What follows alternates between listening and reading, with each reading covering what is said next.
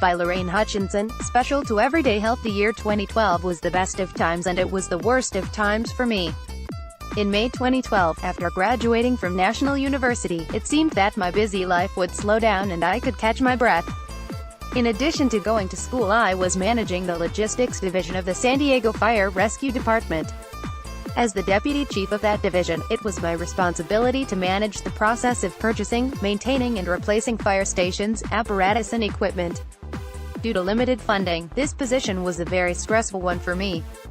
But this was soon going to change. After graduation, I was voluntarily reassigned to the operations division as a shift commander. With this reassignment, I was back to shift work, managing the 7 battalions that comprise the City of San Diego Fire Rescue Department. The best thing about the change in assignments was that I would have more free time and days off to accomplish things in my life that I had let go. One of those things was following up after my annual mammogram. Before breast cancer, type 2 diabetes. My health journey started several months before my breast cancer diagnosis. In August 2012, I was diagnosed with type 2 diabetes. I had been pre-diabetic for a couple of years but failed to make the necessary changes to prevent this diagnosis. Needless to say, the diagnosis devastated me. I sat in the doctor's office and tearfully asked, "What can I do? You see, I have a family history of diabetes, high cholesterol and hypertension." I watched my paternal grandmother control diabetes through diet and exercise. Conversely, my father had not been so diligent and now suffers from many other illnesses because of diabetes. It has been painful to watch him, and from the moment of my diabetes diagnosis I declared that I would not follow that same path. Doctor told me that losing weight could bring the diabetes under control and probably help me avoid diabetes drugs. I immediately joined a medically supervised weight loss program as the quickest way to accomplish this.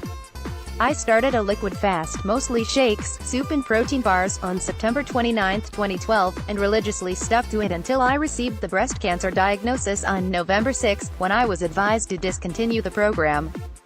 In that 6 weeks I had lost 35 pounds, and I have managed to maintain that weight loss. What I didn't know about cancer back to that really busy time when I was going to school and working in that stressful position, I had gone in for my annual mammogram. Shortly after my appointment, I got a voicemail asking that I return for a follow-up visit, but there was nothing to worry about, the voice said. Just give us a call. I'm really ashamed to admit that I didn't hear anything past "nothing to worry about." I thought, I'm too busy, I don't have a family history, so I know I don't have cancer. I couldn't have been more wrong. I've since learned through my own research that most women diagnosed with breast cancer do not have a family history. If a person with my medical background, firefighter, paramedic and a medical assistant before joining the department, can think this way, it certainly happens way more than we know. I hope others will hear my story and learn from it. I have cancer. Months later, when my life finally settled down, I did return for my follow-up mammogram. I had the repeat mammogram, ultrasound and biopsy all in one day. I knew at the time that it didn't look good. 4 days later my worst fear was realized. I was diagnosed with left breast invasive ductal carcinoma. While it took me some time to adjust to the fact that I have cancer, it didn't take me long to realize that this was not the time to break down, but for me to show that strength that I am known for. I needed to take control of the situation by learning as much as I could about this disease and ensuring I get the best care possible. Did not want to die. I hoped that the cancer was caught in time and that it had not spread. Weeks after undergoing a left breast mastectomy, the pathology report came back and my cancer was type 2 stage 1. There were 3 tumors, with the largest one being 2.0 centimeters. The other 2 were 0.5 centimeters and 1.0 centimeters. Staging is based on the largest tumor. The good news is that the surgeon obtained clear margins, which means that all of the cancer in the breast was presumed to have been removed. There was no cancer in the lymph nodes, which was very good as my type of cancer would tend to spread there first. It was recommended that I have 4 rounds of chemotherapy due to my age and the fact that there were multiple tumors, and to help ensure if there was cancer anywhere else it would be taken care of.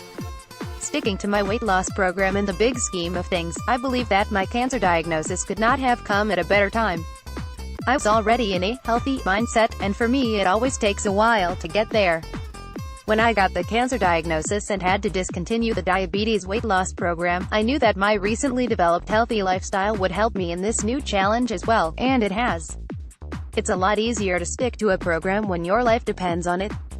but I will submit that making small consistent changes is definitely a more desirable way to achieve good health. My A1